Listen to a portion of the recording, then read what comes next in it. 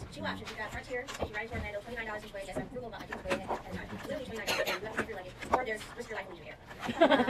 So it just depends on how risky it's going to be. But it's nonstop. There's no layover. So I literally try to go to Florida every weekend because I hate being cold in there.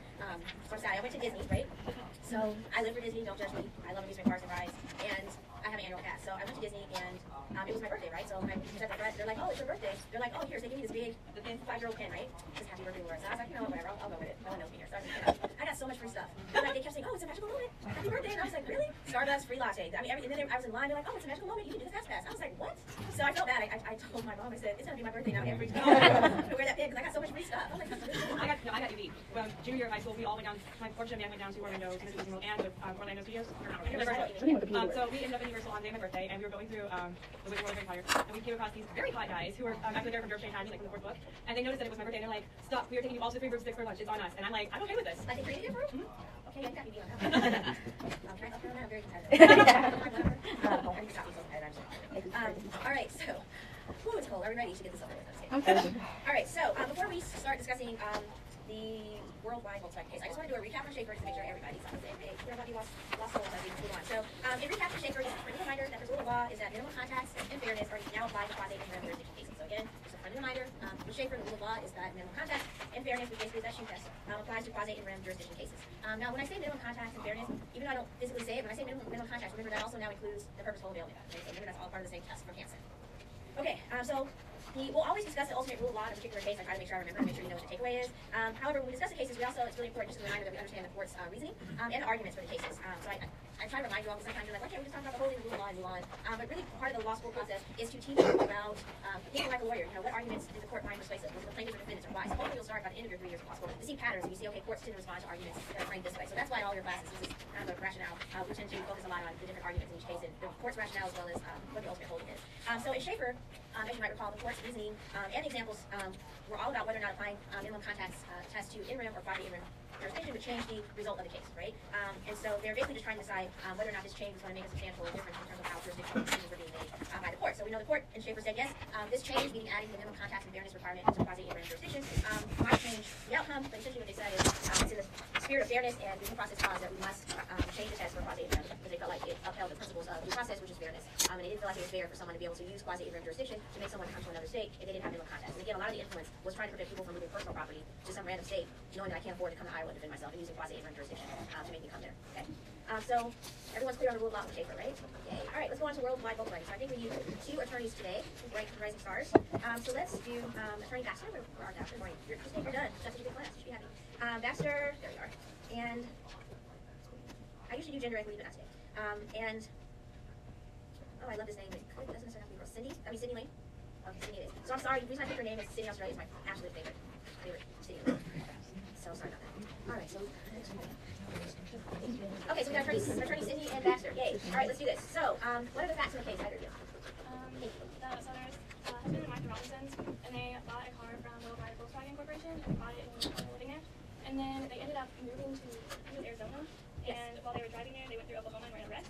And the wreck resulted in a fire, which severely burned the wife and her 2 kids. And so they ended up bringing a product liability suit against Worldwide, saying that it was a defective aspect of the car that caused the fire. Excellent. All right, she gave those facts. Wonderful. They were detailed, they were precise, and she didn't start jumping into the whole thing. So kudos. Perfect. Literally. All right, so this case is something that could easily happen today. It makes sense. You might buy a car in Kentucky, you're moving to Florida, and there's an accident on the way to Tennessee. So it makes sense that you might want to bring that lawsuit in Tennessee, where the accident actually happened. So did you all discuss product liability and torts yet? Okay, so this is a product liability case, and what they're thinking is that there's some type of defect in the gas tank. A lot of times with product liability cases, they don't know where the defect occurred. Was it the manufacturer of the actual car part? Was it how the car part was actually installed in the car? So there's different chains along the way from the car's origins that might be responsible for the accident that we saw here. So that's why a lot of times in product liability cases they'll have multiple defendants. So we know in this case, because of that, they joined a lot of defendants, a bunch of them. Attorney Baxter, in front there. What are the defendants here? They sue the manufacturer, the distributor, the importer, the regional distributor, and the actual retailer. All right, so we've got Volkswagen, we've got Worldwide. Who's Worldwide? What are they? They're the regional distributor. All right. I should have put this behind me so you'll see it and think that through. Volkswagen is going to be the importer. A lot of defendants. We've got the Audi as the manufacturer. And Seaway. Who's Seaway? They're the dealer. All right. These are all potential defendants. Wow. That's a a lot. All right, so we know in this case that Worldwide and Seaway Move make a motion to dismiss for lack of personal jurisdiction. And the state court denies this motion. Oklahoma court affirms. So we'll learn later this semester that you can make these motions once a pleading has been filed for lack of personal jurisdiction. So that's why we're learning how we know to make that motion. And so that's why we kind of do it in reverse. We learn what personal jurisdiction is and then how to make the motion to get the case thrown out. So here, Worldwide and Seaway say, no. This court does not have jurisdiction over us. Your Honor, motion to dismiss the case for lack of personal jurisdiction. Attorney Sydney, are we talking about general or specific jurisdiction here? Excellent. Why? Because it has to do with the activities. Whose activities? The Plaintiff or defendant? You know the answer. So it has to do with the defendant's activities where? in Oklahoma. Perfect. All right. So specific jurisdiction, because the cause of action arises out of Worldwide Volkswagen's only contact with the state of Oklahoma, essentially selling a car that was driven to the state where it crashed. Because that's the only contact they have, so they're going for it. So the cause of action arises out of the defendant's activities within that state. It's a stretch, but we're saying the activities within the state is selling a car that ends up again getting driven to Oklahoma where the accident occurred. Any ideas, Attorney Baxter? I keep wanting to look up. Why the plaintiff sued in Oklahoma and why not New York? Because remember, you can sue in the state where you're domiciled, right? It's because they were moving to Oklahoma, and I think it was still, they settled in their new home. I think they sued there because it'd be easier on them, and they thought they had jurisdiction. Okay. Good. Yes. So I read in like the notes or something that Creek County was up on, I think it was whatever the cause of action was, maybe private liability or something. So that's why they want to do it in Oklahoma. And plus they have, been there in the hospital there and probably got witnesses there. So That makes sense. Yes. Texas and Oklahoma are like known really well. I think the favored states. So it's just opposite there. True. Absolutely. Did everybody hear all those comments?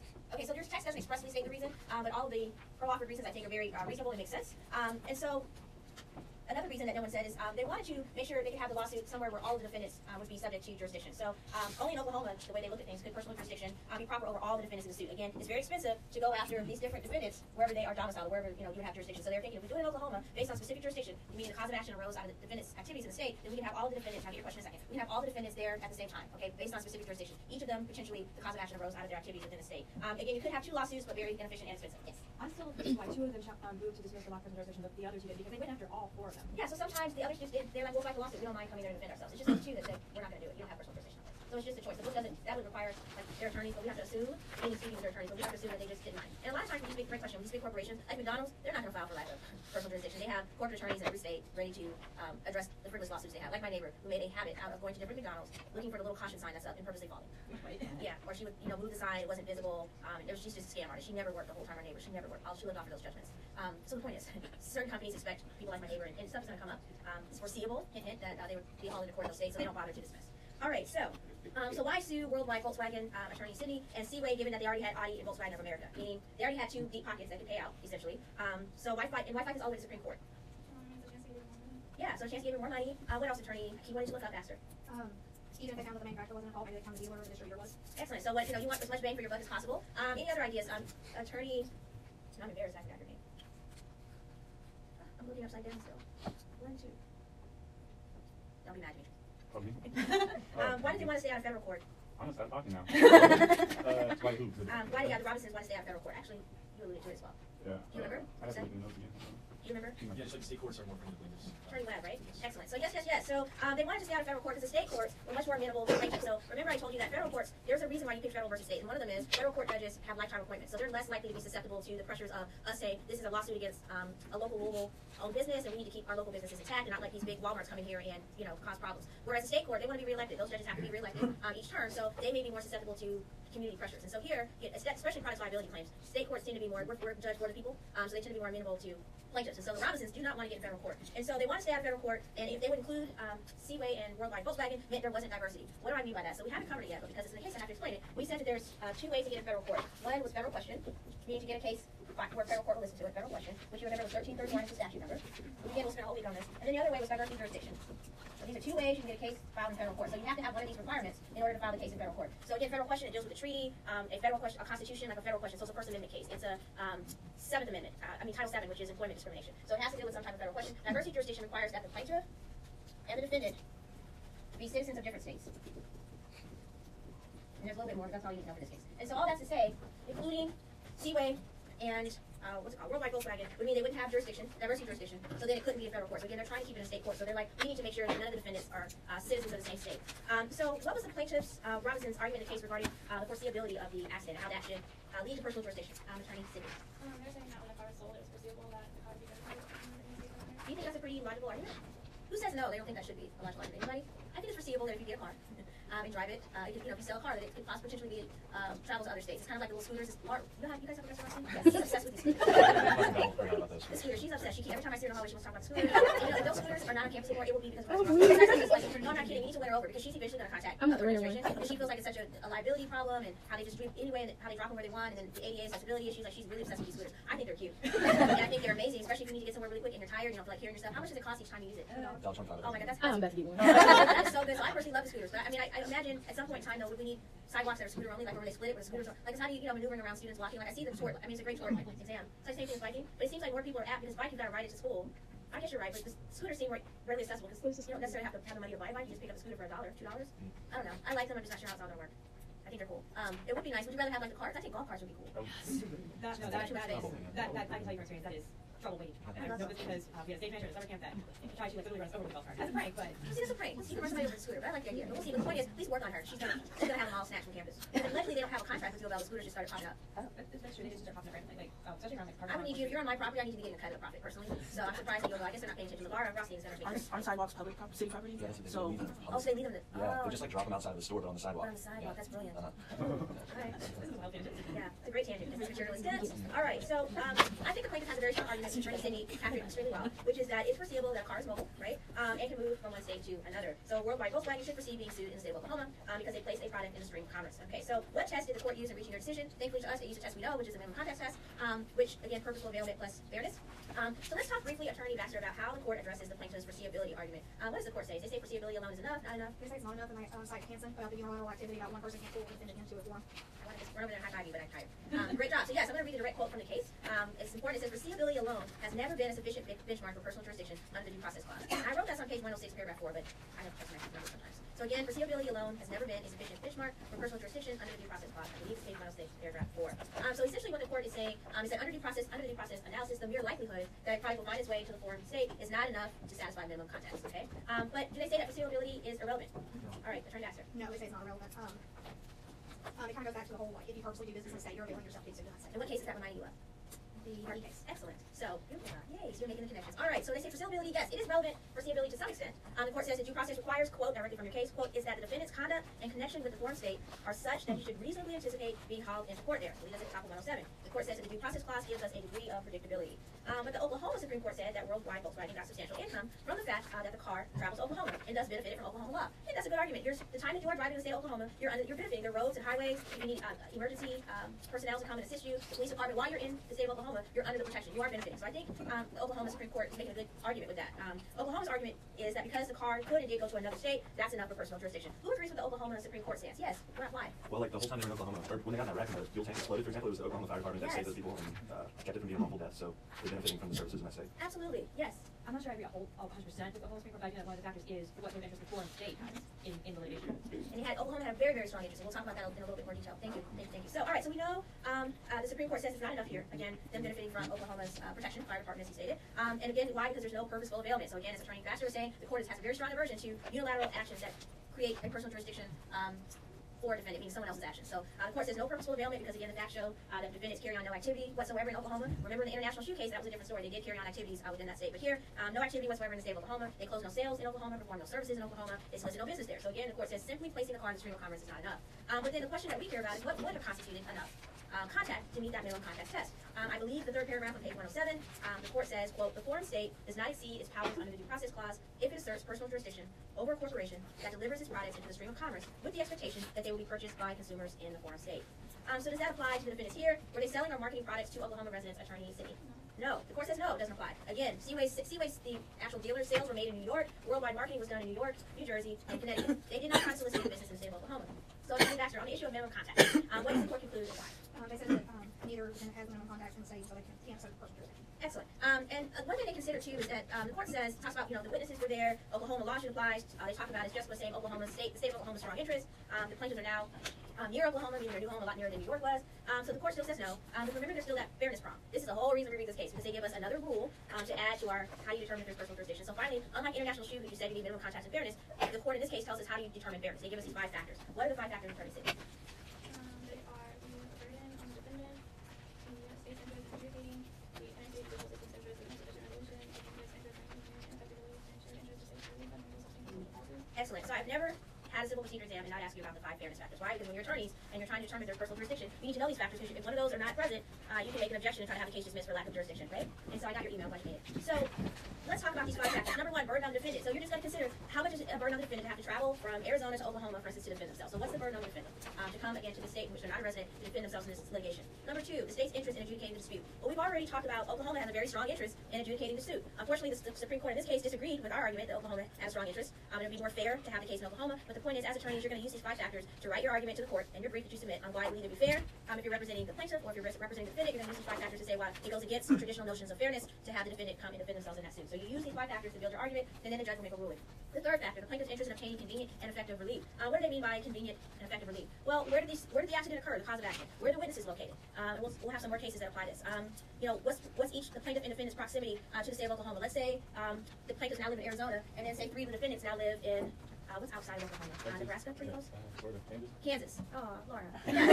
So Kansas, right? So that would be something you would consider in terms of the plaintiff's interest in obtaining convenient and effective relief. The 4th option, interstate judicial system's interest in the most efficient resolution of litigation. That kind of overlaps with the 3rd item. Again, when you're thinking about efficiency, you're looking at where the accident occurred. Why does that matter? Because a lot of times, if we're going to read a case later on, where's the plane accident? Well, the plane wreckage, you can't really move that to, so people, so if you have the lawsuit in say Ohio, the plane wreck in California, then their experts are going to have to fly to California to look at the wreckage. So that's something they would consider, as we'll see in this case later on down the line. Where are all the witnesses located? Well, the fire personnel that, put the fire out on the plane that crashed, the eyewitnesses that saw this mysterious smoke coming out of the top of the plane as it was descending to crash to the ground, it would not be efficient to have to transport all those witnesses to another state meeting outside of where that accident occurred to testify in court or whatever. So they try to consider all these different factors in determining which state. Now let's pause just for a minute. When you first learned that first week about personal jurisdiction, did you think there's going to be all these things to consider? Because before I came to law school, I thought, you file a case in whatever state that you live in, and you just kind of move on from there. I didn't realize there was so much to consider in terms of state versus federal. What if someone doesn't want to defend themselves in Kentucky and they live in Ohio? There are a lot of moving parts. I'm glad that the court is addressing this, but imagine what things look like the legal landscape before we have these rules. Yikes. Just yikes. Lots of default judgments. And then the 5th and final one, we will rarely see it in CIFRO 1, but you'll see it in CIFRO 2, is the shared interest of states in furthering fundamental substantive social policies. So shared interest of states in furthering fundamental substantive social policies. So it might include stuff like family harmony, marital harmony. Again, we won't cover that 5th one here in our class, but so if it's a divorce proceeding, and maybe the kids are located in Kentucky, the divorce is in Ohio, so they'll consider things such as the mom trying to go back and forth because the dad has brought the suit in Ohio, but the kids live here in Kentucky, child care at the expense of uprooting the kids. So they will consider kind of these external factors that deal with kind of substantive policy. They just mean for the greater good, essentially. So again, that's a very subjective criteria. That 5th one, just to give judges some discretionary power in terms of trying to make sure fairness is being upheld. So just really quickly again, those 5 factors that are guaranteed to be on your exam: burden on the defendant, number 1. Number 2, the state's interest in adjudicating the dispute. The 3rd one, the plaintiff's interest in obtaining convenient and effective relief. The 4th is the interstate judicial system's interest in the most efficient resolution of the litigation, such as where the witness is located. And then 5th, shared interest of states in furthering fundamental substantive social policies. Okay, so why does the court not do, Attorney Sidney, a fairness analysis in this case? I think you can find it on the 2nd paragraph on page 106. Again, page 198. Why did the court not do a fairness analysis in this case? Because we know it's required. Because they said that the defendants didn't know themselves enough about this, so it wasn't necessary. Right, wasn't necessary. Why? Because there was not. Give me the buzzword. Say it again. I was asking you to go. Oh, so give me the buzzword. So you said, and you were correct, the defendants did not personally avail themselves to the benefit of Oklahoma, which means they didn't have minimum context. Yes, so I'll read from your text. It says, quote, the due process clause does not contemplate that a state may have a binding judgment in personam, again, I believe this is on page 106, against an individual or corporate defendant in which the state has no contacts, ties, or relations. Even if the defendant would suffer minimal or no inconvenience from being forced to litigate before the tribunals of another state, even if the foreign state has a strong interest in applying its law to the controversy, even if the foreign state is a convenient location for the litigation, the due process clause, acting as an instrument of interstate federalism, may sometimes act to divest the state of its power to render a valid judgment. So what does all that lengthy legal jargon mean? It just means that relevant contact is absolutely necessary before fairness is assessed. So if you don't have minimum contacts, there's no point in doing a fairness analysis of what it's saying, because the outcome is going to be the same. So again, just mean that you do need minimum contacts before you address fairness. In this case, the court concluded no minimum contacts, so they didn't bother to address the fairness prong of the test. For exam purposes, I want to know that you know the whole test. So even if there's no minimum contact, if that's your argument, still explain if there was a fairness argument what it would be. So for the purpose of the exam, go through the whole test, all the steps. Talk about minimum contacts, talk about purposeful availment, and fairness. So let's talk about Justice Brennan's dissent. Attorney Baxter, your thoughts on the dissent? Either tell me your thoughts or what's he saying? I just asked you to do the sentence. I usually don't ask you dissent, that's why I said take your time, so skim through it. You're obviously prepared for class, so I'm not going to rush you. So anybody's thoughts on Brennan's dissent?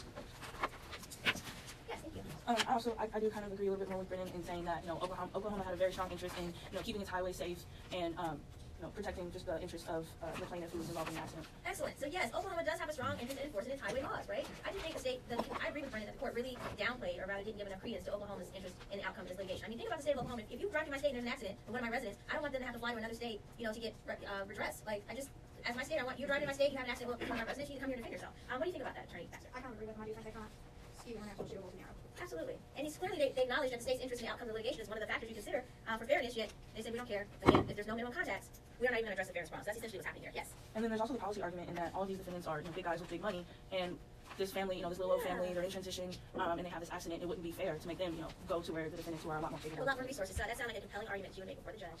Pull at he or she's heartstrings on why they shouldn't let these big bad corporations take advantage of the little guy. All right, so that is our Volkswagen case. So I'm going to do a quick summary to make sure we got the important stuff out of the case. And then we'll move on to Burger King. And then I have a political question for you. It's kind of a joke. That's okay, it's safe. All right, so in summarizing worldwide Volkswagen, we know that international shoes minimum contacts test, again, we're reminded, consists of two parts.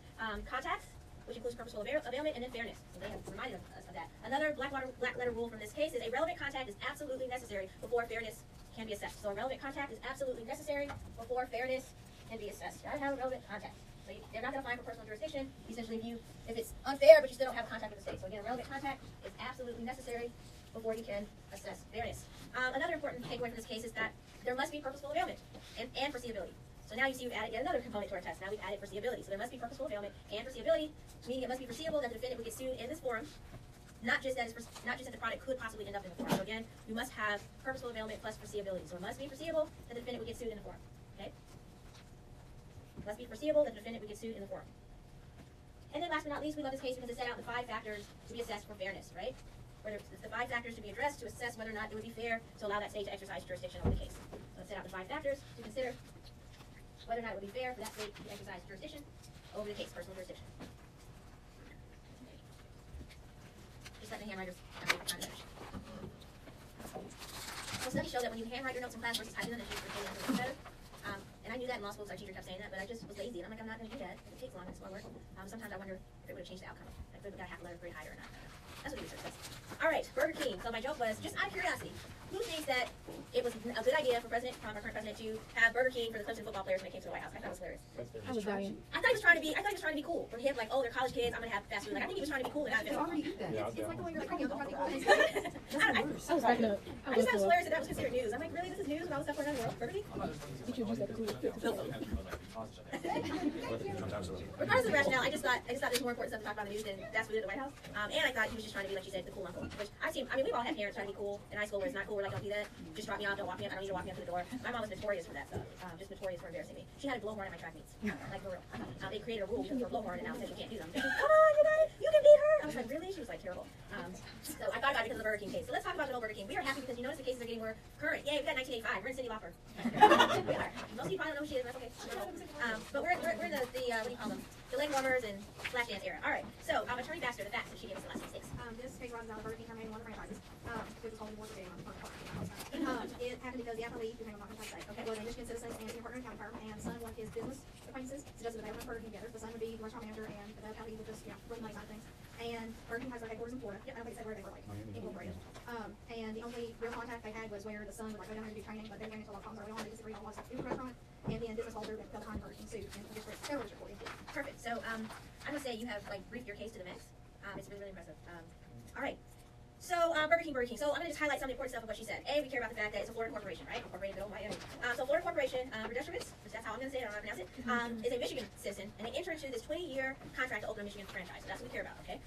The contract is governed by Florida law. That matters. But supervision will take place at the Michigan district office. So governed by Florida law, supervision will take place at the Michigan district office. Burger King, as she stated, sues Rudeshkovich and Max Shara, their business partners, in federal court for breach of the franchise contract because they failed to make payments. Okay, you can't do that, so they got to breach a contract suit. So the issue in this case is what was the defendant's initial response to the suit? I'm sorry, what was the issue in this case first? Attorney City, Australia. Yeah, so whether or not Florida has jurisdiction over Rudeshkovich and his Shara, I think it was Shara. Yeah. Okay, so what was the defendant's? What was their initial response, Attorney Baxter, to the suit by Burger King in Florida? What did they do? They tried to get from out because Florida didn't have personal jurisdiction. Yeah, they're like, Your Honor, I need you to dismiss this case for lack of personal jurisdiction. So the first thing the defendants did is challenge jurisdiction. They said they challenged it because why, Attorney Sydney? What was their argument why Florida doesn't have personal jurisdiction over them?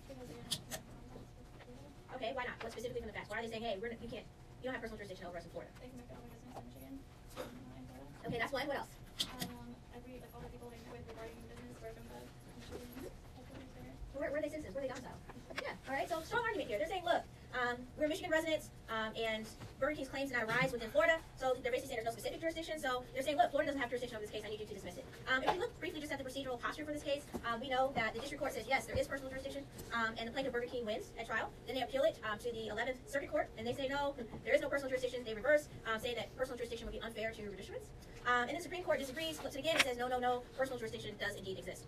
So I say that in terms of highlighting the procedural posture. You can see why the Supreme Court needed to step in here, because there was a lot of uncertainty and ambiguity in terms of this particular aspect of determining personal jurisdiction when it's dealing with a contract, right? So we know ultimately, yes, the Supreme Court says there is personal jurisdiction. Let's talk about why. So if you're relying on minimum contacts to establish personal jurisdiction, you need to determine whether you're talking about specific or general jurisdiction. So Attorney Baxter, which type are we talking about here? General? Okay, tell me why. Remind me what general jurisdiction is, even though we haven't really covered it yet. What type of context do you need? Yeah, it feels wrong, don't go with it. So general jurisdiction, we need what kind of context? Someone just yell it out. Substantial context. So do the defendants in this case have substantial context with the state of Florida? Okay, so there's no general jurisdiction. So what about specific? Yes, they do have minimum contracts. Okay. Because they negotiated a contract, they entered into a Florida structured 20-year agreement, and the court says, even the contract says all suits must be filed in Florida, so they knew they were going to be sued in Florida. Okay, and what else can you define specific jurisdiction? I would start out with that before you apply the minimum context. You know what it is. You've been around for a mode, and you got the fancy book holder. You got this. Well, I know that you know it without looking at the computer because you're too scared not to. Yeah, I know that you know it. I'm really confident. So, does it matter where the cause of action occurred, or how it occurred? The specific, yes. Yeah. So, where does it have to occur? It has to occur with the thing that You do know the cause of action arises out of whose context? the defendants are Context with? the foreign state. Yeah. So remember, specific jurisdiction is just the cause of action arises out of the defendant's contact with the state.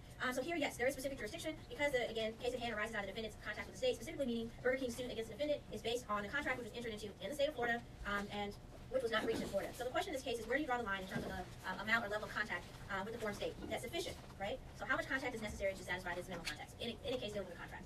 And so what the court says is that the contacts cannot be pervasive. They have to be continuous and systematic, essentially what they're saying. So it has to be continuous and systematic. So that's the level of contact you need. So we like this case because previously all we knew is minimum contacts with the state, meaning the non-resident defendant needs to have minimum contact with the state. Now we know, even though I mentioned earlier in class, you see where I got it from, that contact has to be systematic and continuous. So that's the level of contact. So when you're making the argument for the judge, you're going to say Professor McNeil's contact with the state of Kentucky is systematic and continuous because she has a lease in the state of Kentucky, she pays car insurance in the state of Kentucky, she works in the state of Kentucky, and so on. All right, so this is where it gets a little interesting. What does Brennan's... Oh, I forgot to mention that. We're going to come back to that. That's super important. All right, so the court is basically saying three things here about minimum contact. Not about something I mentioned in the other case. On page 114, third paragraph. I'll give her mic, section 1A. Do you see where Brennan says about minimum contact and the issue of foreseeability? So page 114, third paragraph. Someone give me a thumbs up if I'm giving you the right page. Brennan?